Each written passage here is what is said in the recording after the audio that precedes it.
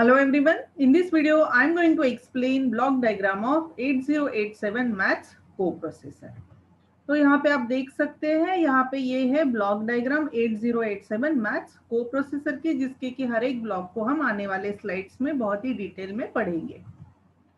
तो सबसे पहले स्टार्ट करते हैं फीचर्स ऑफ 8087। सबसे पहला फीचर है 8087 is a numeric data processor. Numeric मतलब नंबर्स वाला। क्या करता है 8087? तो नंबर्स का जो डेटा होता है उसे प्रोसेस करता है। तो ऑब्वियसली ये मैथमेटिकल ऑपरेशंस करने के लिए यूज होता है, क्योंकि न्यूमेरिक यानी नंबर्स। नंबर्स कहाँ होते हैं? तो मैथ्स में होते हैं। तो 8087 क्या है? तो 8087 ये मैथ्स को प्रोसेसर है। को प्रोसेसर इसलिए कहा जाता है क्योंकि 8087 अगर हमें यूज करना है तो हम उसे कनेक्ट करते हैं 8086 माइक्रो प्रोसेसर के साथ या 8088 माइक्रो प्रोसेसर के साथ। इसे न्यूमेरिक प्रोसेसर एक्सटेंशन भी बोलते हैं और इसे फ्लोटिंग पॉइंट यूनिट भी बोला जाता है। It was first maths coprocessor designed by Intel to pair with 8086। जैसे कि मैंने बोला है, ये इंटेल का पहला कोप्रोसेसर है जो 8086 और 8088 माइक्रो प्रोसेसर के साथ कनेक्ट कर सकते हैं और फास्टर कैलकुलेशन के लिए यूज होता है। ये 100 टाइम फास्टर है 8086 माइक्रो प्रोसेसर से। कैसे? अगर हमें कॉम्प्लेक्स मैथमेटिकल ऑपरेशंस करना है 8086 माइक्रो प्रोसेसर यूज करके, तो उसके लिए हमें उसमें बहुत ही लंबा प्रोग्राम करना होता है, क्योंकि 8086 के पास इंस्ट्रक्शंस अवेलेबल नहीं है कॉम्प्लेक्स मैथमेटिकल कैलकुलेशंस के लिए या ऑपरेशंस के लिए। वही अगर 8087 यूज करते हैं तो उसके पास अपने स्ट्रॉन्ग मैथमेटिकल ऑपरेशंस के लिए इंस्ट्रक्शंस अवेलेबल है, और इसीलिए 8087 जो है वो 100 टाइम्स फास्टर है बोला जाता है देन 8086 माइक्रो प्रोसेसर।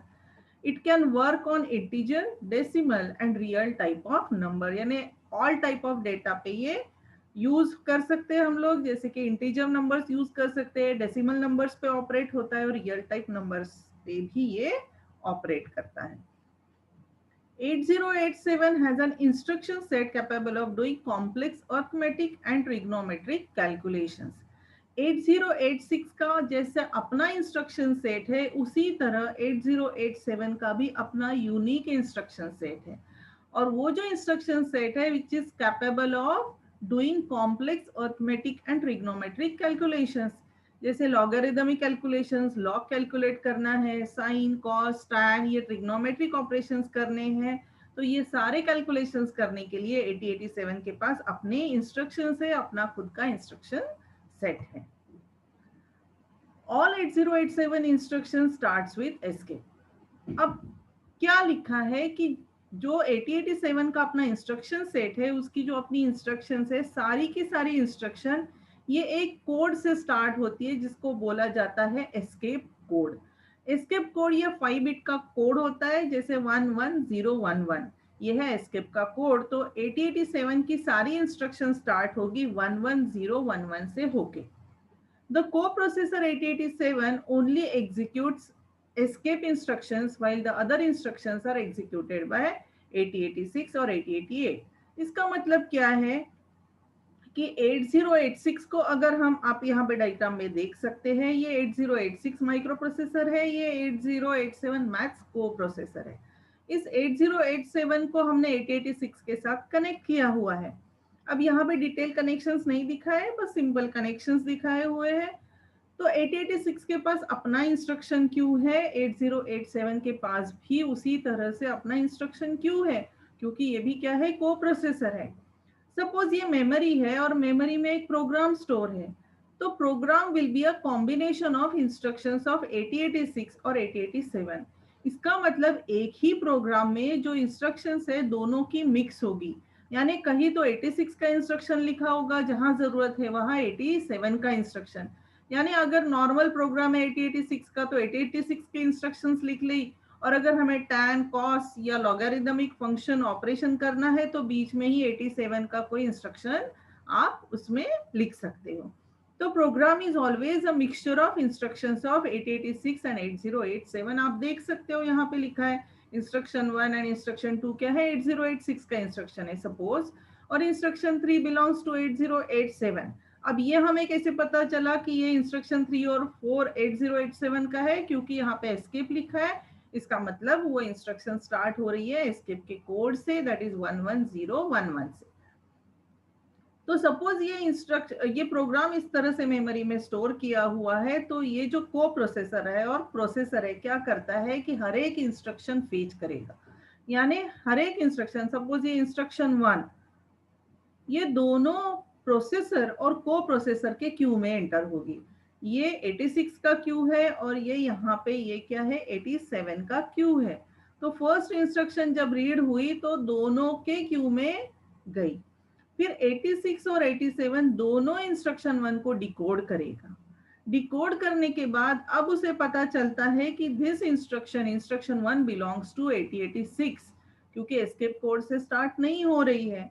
तो अगर वो इंस्ट्रक्शन 86 की है तो 8087 उस इंस्ट्रक्शन को as a no operation instruction treat करेगा, यानी उसे एग्जीक्यूट नहीं करेगा। फिर वो नेक्स्ट इंस्ट्रक्शन फेच करेगा, इंस्ट्रक्शन 2।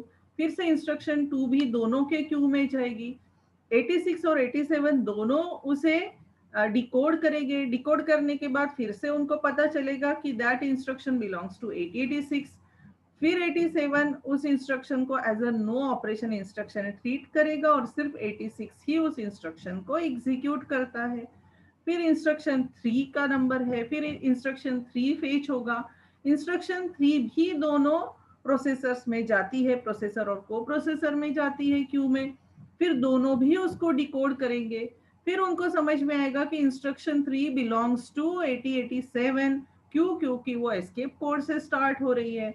तो अगर इंस्ट्रक्शन 3 87 की है तो 86 उस इंस्ट्रक्शन को as a no operation instruction treat करेगा। तो 8086 इस इंस्ट्रक्शन को एग्जीक्यूट नहीं करेगा, सिर्फ 8087 ही इस इंस्ट्रक्शन को एग्जीक्यूट करता है। और यही सब यहाँ पे लिखा हुआ है। All 8087 instruction starts with escape code.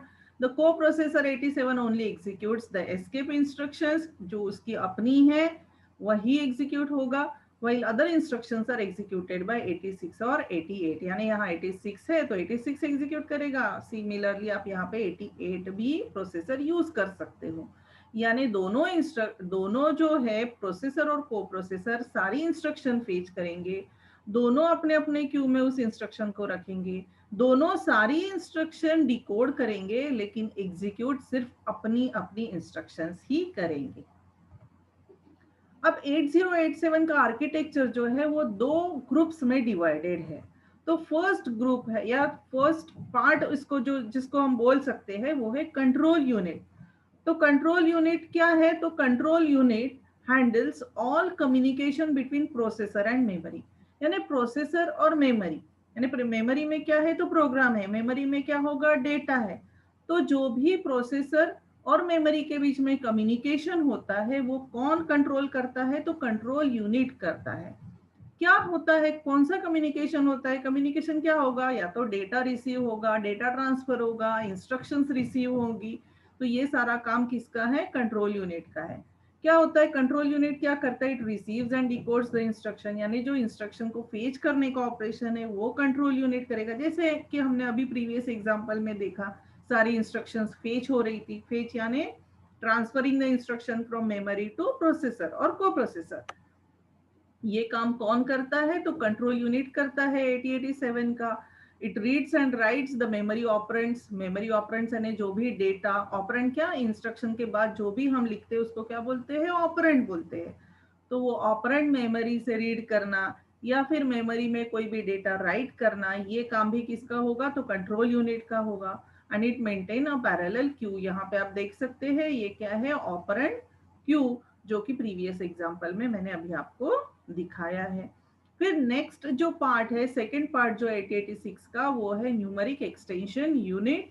जैसे कि यहाँ लिखा है 8087 architecture is divided into two groups, that is control unit and numeric extension unit. तो ये जो पार्ट है ये है न्यूमेरिक एक्सटेंशन यूनिट। क्या करता है न्यूमेरिक एक्सटेंशन यूनिट, क्या रोल है न्यूमेरिक एक्सटेंशन यूनिट का, तो it handles all numeric processor instruction. यानी न्यूमेरिक प्रोसेसर इंस्ट्रक्शन, यानी जो नंबर्स से प्ले होने वाली इंस्ट्रक्शन है, जो भी मैथमेटिकल इंस्ट्रक्शन है, वो एग्जीक्यूशन करने का काम किसका है? तो न्यूमेरिक एक्सटेंशन यूनिट का है। तो कौन सी इंस्ट्रक्शन वो एग्जीक्यूट करता है? अर्थमेटिक इंस्ट्रक्शन एग्जीक्यूट करेगा, जैसे add, subtract, multiply, divide. Logical instruction execute करेगा, एंड, और, nor, XOR, etcetera. Trigonometric function वाली इंस्ट्रक्शंस यूज करेगा, ये साइन, कॉस, टैन वाली। लॉगरिदमिक ऑपरेशन वाली इंस्ट्रक्शन कौन एग्जीक्यूट करेगा? तो न्यूमेरिक एक्सटेंशन यूनिट ही एग्जीक्यूट करेगा। And data transfer instruction. और बची हुई जो भी इंस्ट्रक्शंस है वो कौन एग्जीक्यूट करता है? तो कंट्रोल यूनिट एग्जीक्यूट करता है। न्यूमेरिक एक्सटेंशन यूनिट में क्या है? न्यूमेरिक एक्सटेंशन यूनिट में इट हैज 8 रजिस्टर स्टैक। यहाँ पे एक रजिस्टर स्टैक है, you can see here, this is register stack which holds the operands for instruction and their result। किस लिए यूज होता है ये रजिस्टर स्टैक? तो इसमें क्या होल्ड करते हैं? जो भी इंस्ट्रक्शन का ऑपरेंड पार्ट होता है, जो डेटा होता है, वो कहाँ स्टोर होगा? तो ये रजिस्टर स्टैक में होगा। और जो after arithmetic and logical operations और एनी मैथमेटिकल ऑपरेशंस, उसका जो रिजल्ट है वो भी कहाँ स्टोर होगा? तो रजिस्टर स्टैक में स्टोर होता है। अब कंट्रोल यूनिट, जैसे कि हमने देखा है कि कंट्रोल यूनिट क्या करता है? It receives all instructions for the numeric data processor. यानी 8087 जो न्यूमेरिक डेटा प्रोसेसर है, उसको जो भी इंस्ट्रक्शन चाहिए वो फेच करने का काम किसका है? तो ये कंट्रोल यूनिट यहाँ जो है उसका है। Instructions involving the register stack are given to the numeric execution unit. यानी जो भी इंस्ट्रक्शन को रजिस्टर स्टैक की जरूरत है, जैसे कि डेटा यहाँ पे स्टोर किया है या ऑपरेंड यहाँ पे स्टोर किया है, तो वो जो इंस्ट्रक्शंस है वो कौन एग्जीक्यूट करेगा? तो वो न्यूमेरिक एग्जीक्यूशन यूनिट या न्यूमेरिक एक्सटेंशन यूनिट एग्जीक्यूट करता है। और वो सारी इंस्ट्रक्शन इसे कौन देता है? तो कंट्रोल यूनिट देता है। Instructions involving the register stack are given to the numeric execution unit while control unit executes the remaining instruction. उसके अलावा जो भी इंस्ट्रक्शंस बचती है वो कौन एग्जीक्यूट करता है? तो कंट्रोल यूनिट एग्जीक्यूट करता है। अब नेक्स्ट इंपॉर्टेंट जो ब्लॉक है इसका, वो है इंस्ट्रक्शन क्यू। जैसे कि हमने बिगिनिंग वाले स्लाइड में देखा था, 8086 के पास जिस तरह से इंस्ट्रक्शन क्यू है, उसी तरह से 8087 के पास भी ये इंस्ट्रक्शन क्यू है। आप यहाँ पे देख सकते हैं, यहाँ पे ऑपरेंड क्यू लिखा है। इंस्ट्रक्शन क्यू में क्या करता है? तो फेच इंस्ट्रक्शन सबसे पहले कहाँ जाती है? तो इंस्ट्रक्शन क्यू में जाती है। तो 8087 maintains instruction queue identical to that of host processor. यानी 8086 के पास जैसा जिस तरह से इंस्ट्रक्शन क्यू है, उसी तरह का इंस्ट्रक्शन क्यू 8087 को प्रोसेसर के पास भी होता है। Any instruction having an escape prefix, जो एस्केप है, जो इंस्ट्रक्शन से पहले लिखते हैं, उसे हम लोग उससे क्या बोलते हैं? प्रीफिक्स बोलते हैं। तो is decoded, any instruction having escape prefix is decoded and executed by 8087 and other instructions are ignored by it। जैसे कि हमने इनिशियली स्लाइड में देखा है कि दोनों भी क्या करेंगे? सारे इंस्ट्रक्शंस फेच करेंगे। 86 और 87 सारे इंस्ट्रक्शन अपने अपने क्यू में रखेंगे। 86 और 87 सारे इंस्ट्रक्शन को डिकोड करेंगे, लेकिन 87 सिर्फ अपनी इंस्ट्रक्शन एग्जीक्यूट करेगा और 86 सिर्फ अपनी इंस्ट्रक्शन एग्जीक्यूट करेगा। कोई भी एक दूसरे के इंस्ट्रक्शन एग्जीक्यूट नहीं करता है। अब नेक्स्ट जो ब्लॉक है कंट्रोल यूनिट का, कंट्रोल यूनिट का नेक्स्ट पार्ट है कंट्रोल वर्ड।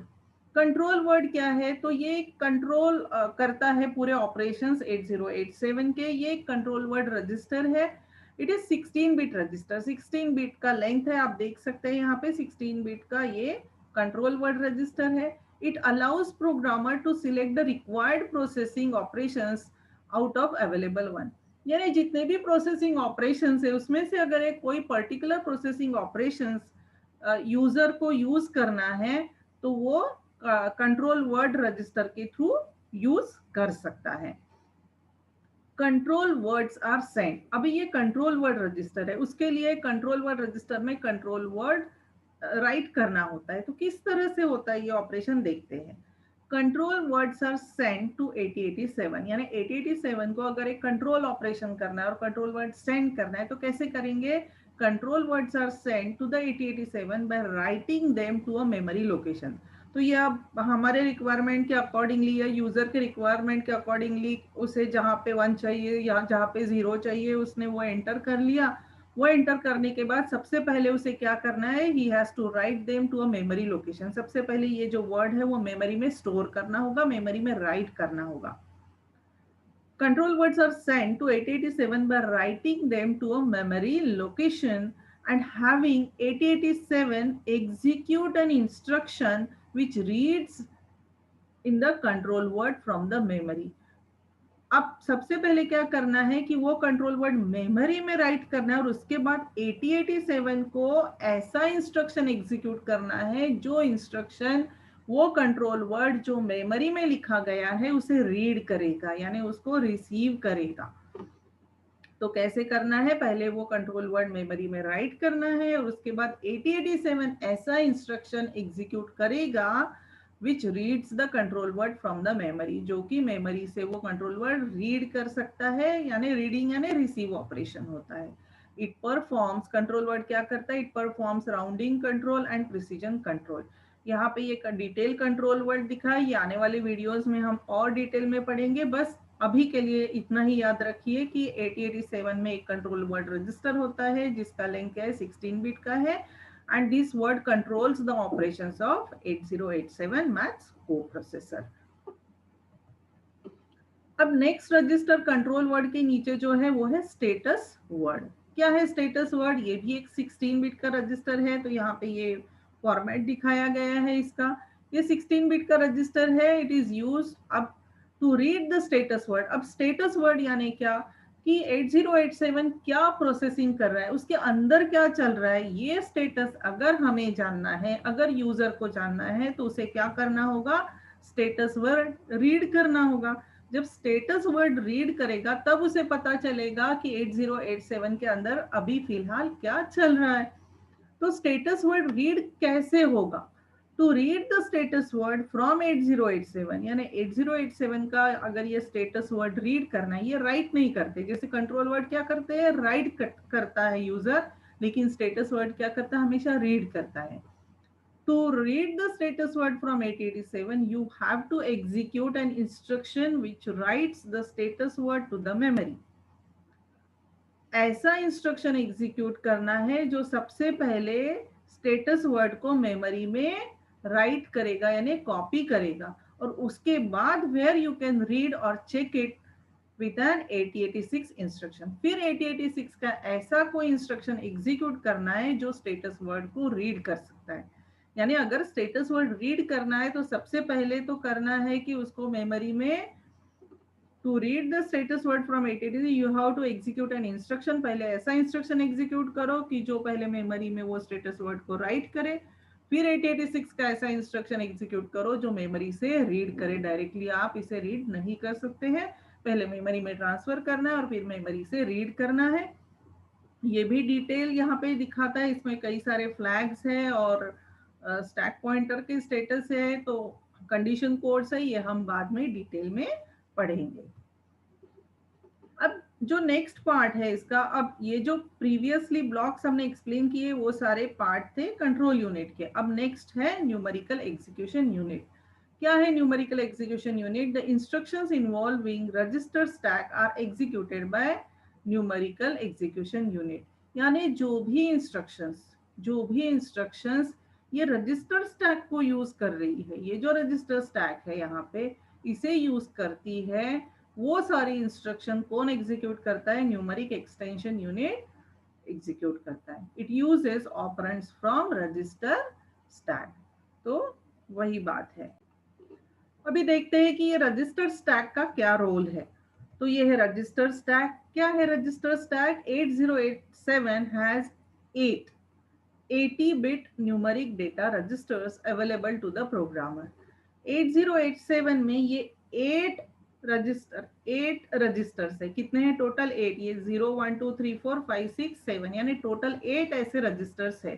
लेकिन हर एक का लेंथ कितना है, तो लेंथ है इसका 80 बिट, यानी हर एक रजिस्टर का साइज, यानी हर एक रजिस्टर 80 बिट स्टोर कर सकता है।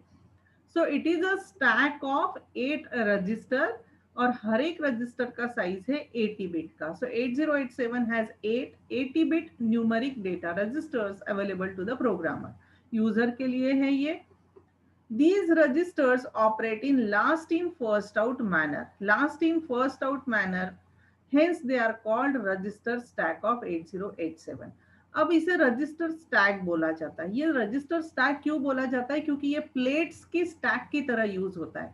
तो प्लेट्स अगर हम स्टैक बनाते प्लेट्स का, तो ये प्लेट रख ली, फिर उसके ऊपर और प्लेट रखी, फिर उसके ऊपर और एक प्लेट रखी, और जब हमें निकालनी होती है प्लेट्स तो हम सबसे पहले ऊपर का प्लेट निकालते हैं, तो जिसको बोलते हैं लास्ट इन फर्स्ट आउट. तो उसी तरह से ये भी उसी टाइप का ऑपरेशन करता है रजिस्टर स्टैक, इसीलिए उसे रजिस्टर स्टैक बोलते हैं. जिस रजिस्टर में सबसे लास्ट डेटा एंटर होता है वही सबसे पहले हम लोग टेक आउट कर सकते हैं, रीड कर सकते हैं. यानी जो डेटा सबसे लास्ट में स्टोर होगा, जो रजिस्टर में डेटा सबसे लास्ट में स्टोर होगा, वही हम सबसे पहले उसमें से निकाल सकते हैं, रीड कर सकते हैं, और इसीलिए इसको बोला जाता है register stack of 8087. Each register is 80 bit as data is stored internally in the temporary real format. ये जो है हर एक का लेंथ कितना है, तो ये 80 बिट का रजिस्टर है, और डेटा किस फॉर्मेट में स्टोर किया हो जाता है, तो टेम्पररी रियल फॉर्मेट में ये डेटा स्टोर होता है. The current top of stack is called ST0 or simply ST, and subsequent registers are called ST1, ST2. Now what is ST means? ST क्या? ST stands for stack top. The current top of stack is called stack top. Current top of stack मतलब क्या कि अगर आपने यहाँ पे ये location पे डेटा स्टोर किया, फिर रजिस्टर 1 में डेटा स्टोर किया, फिर रजिस्टर 2 में स्टोर किया, और फिर 3 में स्टोर किया, अभी 4 एम्प्टी है, तो लास्ट डेटा कहाँ स्टोर है, तो रजिस्टर 3 में स्टोर है. तो ये क्या हो गया? स्टैक टॉप हो गया, यानी top location, top position of stack. अगर आपने 4 तक डेटा स्टोर किया है तो फिर क्या हो जाएगा कि 4 आपका क्या हो जाएगा? स्टैक टॉप हो जाएगा. तो स्टैक टॉप को इस तरह से डिनोट करते हैं ST0. फिर ये क्या हो जाएगा? ST1 हो जाएगा, ये ST2 हो जाएगा, ये ST3 हो जाएगा, ST4 and so on.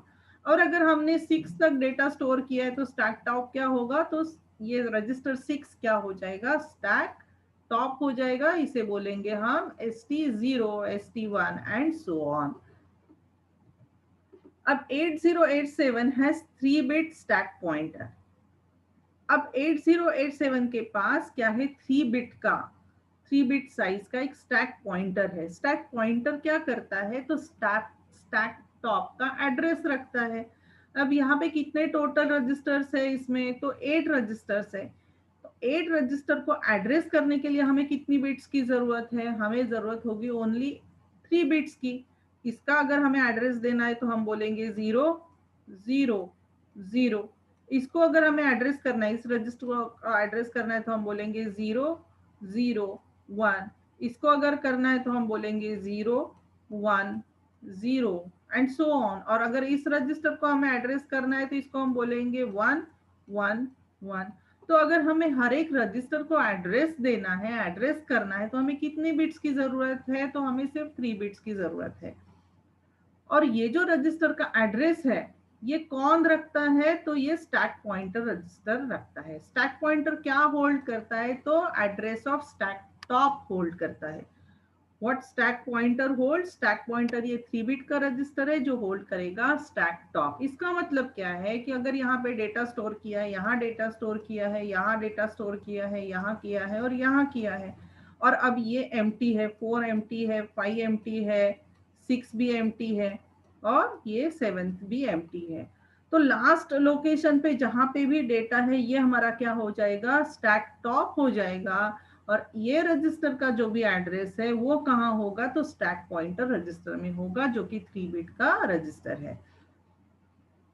On initialisation, जब भी हम लोग 8087 को स्विच ऑन करेंगे, रीसेट करेंगे, तो स्टैक पॉइंटर क्या होल्ड करेगा? 0 0 0 होल्ड करेगा, क्योंकि अभी रजिस्टर स्टैक में कोई भी डेटा नहीं होगा, पूरा का पूरा एम्प्टी है. तो उसके लिए ये रजिस्टर जो है 0th रजिस्टर क्या हो जाता है? स्टैक टॉप हो जाता है.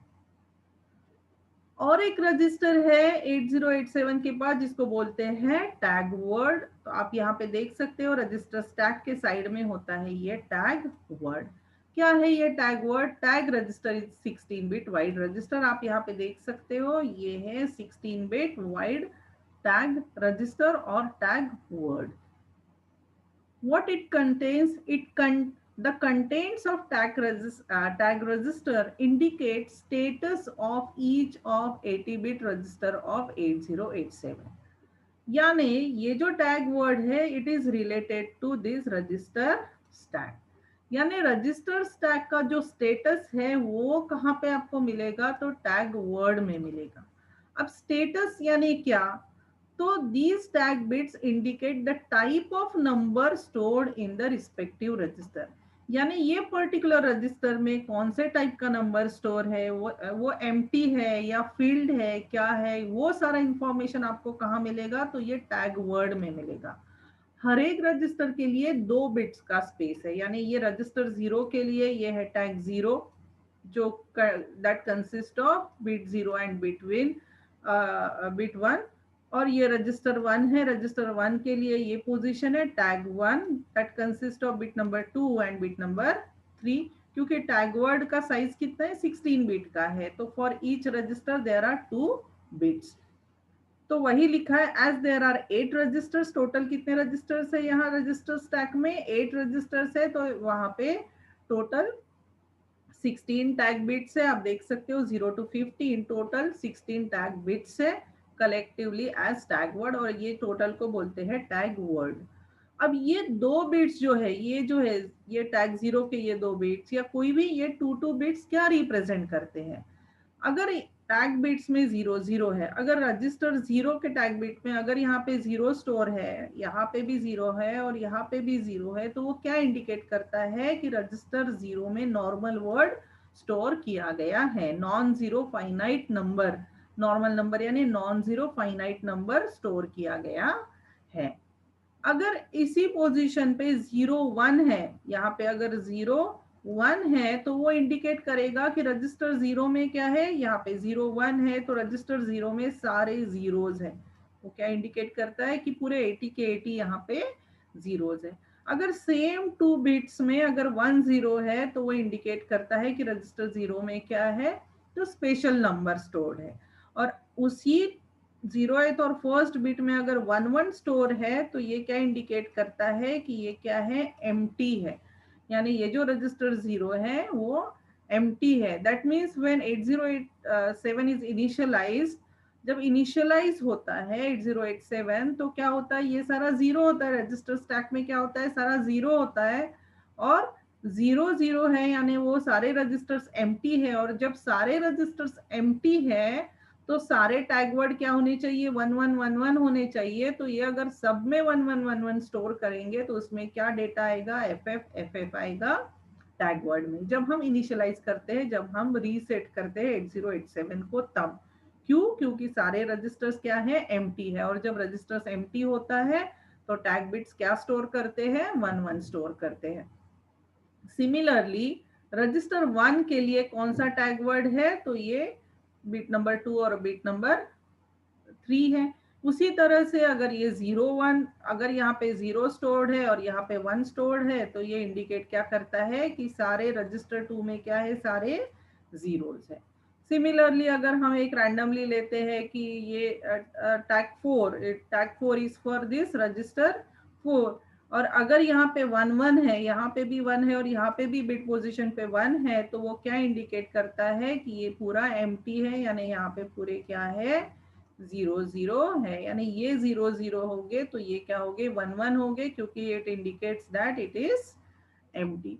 So this is how tag word is used. यानी टैग वर्ड क्या करता है? तो रजिस्टर स्टैक में क्या स्टोर किया गया है?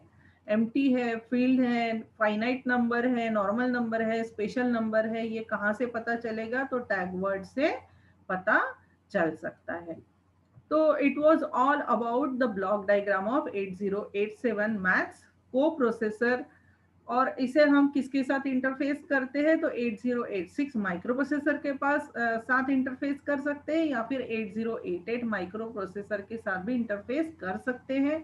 तीनों आईसीज इंटेल की आईसीज है और ये कंपैटिबल है 86 और 88 के साथ। जब भी हम 8086 माइक्रो प्रोसेसर को 8087 मैक्स को प्रोसेसर के पास यूज साथ में कनेक्ट करते हैं, इंटरफेस करते हैं, उस टाइम पे हम बोलते हैं कि 8086 ऑपरेट्स इन मैक्सिमम मोड।